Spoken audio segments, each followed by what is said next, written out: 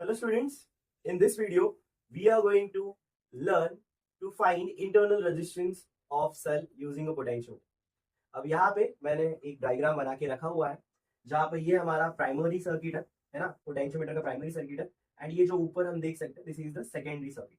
Primary circuit हमें पता ही है। अब सेकेंडरी सर्किट में हमने एक बैटरी अटैच की हुई है, बैटरी लगाई हुई है, सेल लगाया हुआ है इवन, जिसका हमें इंटरनल रेजिस्टेंस फाइंड आउट करना है, जिसका इंटरनल रेजिस्टेंस जो है वो दिया हुआ है स्मॉल आर से। देन यहाँ पे की केवन है एंड दिस इज आर। ये आर जो है वो एक एक्सटर्नल रेजिस्टेंस है, इसको हम लोग लोड भी बोल सकते हैं। इस लोड की जगह लाइक मतलब आर की जगह पे हम लोग कोई बल्ब अटैच कर सकते हैं, राइट। मतलब जो जहाँ पे कुछ पोटेंशियल ड्रॉप होगा, राइट। तो ये हमारा आर है, ओके। एंड देन यहाँ पे गैल्वेनोमीटर है, गैल्वेनोमीटर, देन यहाँ पे जॉकी, ओके। अब इनिशियली हम क्या करने वाले हैं, ये जो की के है इसको ओपन रखेंगे, के1 को क्या सॉरी के को क्लोज रखेंगे एंड के1 को क्या रखेंगे, ओपन रखेंगे। अब के को क्लोज रखेंगे तो हमारा ये सर्किट एक्टिवेट हो जाएगा, चलो ठीक है। के1 को ओपन रखने से क्या होगा, के1 को जैसे ही मैंने ओपन रखा तो ये जो आर है वो डिस्कनेक्ट हो जाएगा, है ना। ये जो हमारा P Q S T P ये जो सर्किट है, ये जो लूप है, राइट, उसमें से ये जो आर वाला पार्ट है, राइट, ये जो रजिस्टर है एक्सटर्नल रजिस्टर वो डिस्कनेक्ट हो जाएगा। तो सर्किट में क्या बचेगा, सिर्फ even with register R. So we can find the EMF of this cell. हम लोग क्या कर सकते हैं, इस सेल का ईएमएफ का वैल्यू फाइंड आउट कर सकते हैं। तो सबसे पहले हम लोग क्या करेंगे, हम लोग क्या करते हैं, फर्स्ट के इज क्लोज, हम लोग के को क्लोज कर रहे हैं and Kevin is open, okay. जबकि के इज क्लोज एंड केवन क्या है, ओपन है। इन दैट केस ये रिमूव हो जाएगा सर्किट से, ईएमएफ फाइंड आउट कर सकते हैं। अब ईएमएफ फाइंड आउट करने के लिए हमें क्या करना है, तो हमें पता है प्रोसीजर। हम लोग क्या करेंगे, गैल्वेनोमीटर अटैच है जॉकी से, जॉकी को अलग अलग पॉइंट पे टच करते जाएंगे ऑन द पोटेंशियोमीटर वायर। एक ऐसा पॉइंट आएगा जहां पे हमारे गैल्वेनोमीटर में नल डिफ्लेक्शन होगा। नल डिफ्लेक्शन का मतलब क्या है कि जो भी हमारा लेंथ ऑफ द वायर है, सपोज यहाँ पे ये ए बी है, ओके, तो वो वहां पे जो उस वायर का पोटेंशियल डिफरेंस होगा, है ना, लेंथ ऑफ द वायर का जो पोटेंशियल डिफरेंस होगा वो, एंड हमारा ये जो इवन का पोटेंशियल डिफरेंस है, उस सेल का जो पोटेंशियल डिफरेंस है वो क्या हो गया, सेम हो गया, उसका पोटेंशियल क्या हो गया, सेम हो गया। एंड बिकॉज ऑफ विच जब पोटेंशियल सेम है तो कोई करंट पास नहीं होगा एंड गैल्वेनोमीटर में हमें डिफ्लेक्शन नहीं दिखाई देगा। गैल्वेनोमीटर में हमें जीरो डिफ्लेक्शन दिखाई देगा, मतलब कोई डिफ्लेक्शन नहीं है। तो हम लोग लिख सकते हैं, है ना, कि at null deflection what will happen, basically ये जो हमारा इवन है वो किसके बराबर हो जाएगा, तो ये वी ए बी के बराबर हो जाएगा। Even will be equal to V A B, okay. And we know that V A B किसके बराबर है, वी ए बी होगा के, एंड ये जो लेंथ है हमारा उसको ले लेते हैं L1, क्या ले लेते हैं, L1, ओके।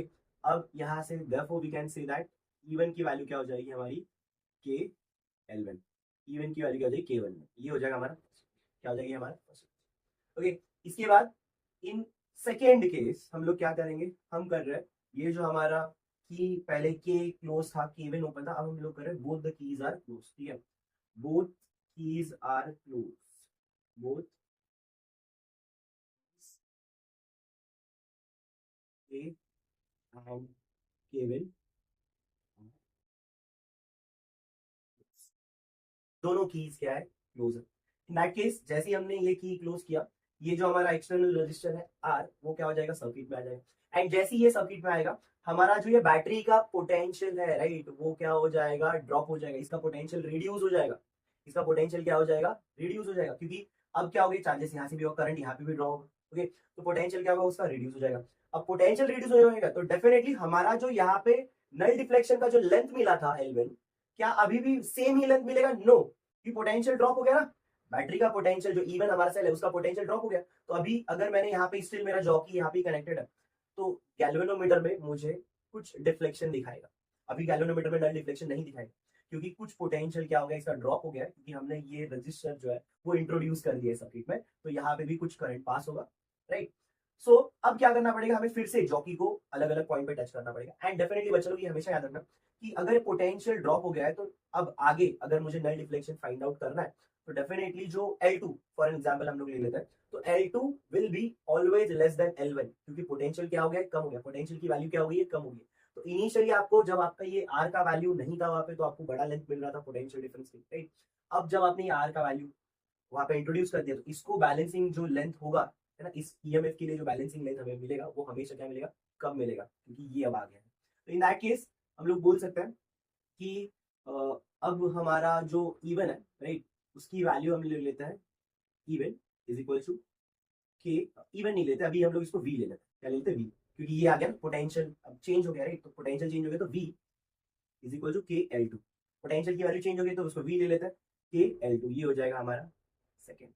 कंपेयर करेंगे तो क्या मिलेगा? कंपेयर करेंगे तो इसको करते हैं 1 डिवाइडेड बाय 2, 1 डिवाइडेड बाय 2 करेंगे तो ये हो जाएगा even upon V is equal to K L1 upon के L2, के कैंसिल आउट हो जाएगा, ये बचेगा even upon V is equal to L1 upon L2, L1 upon L2। इसको इक्वेशन नंबर 3 हम लोग पहले लेते हैं इक्वेशन नंबर 3।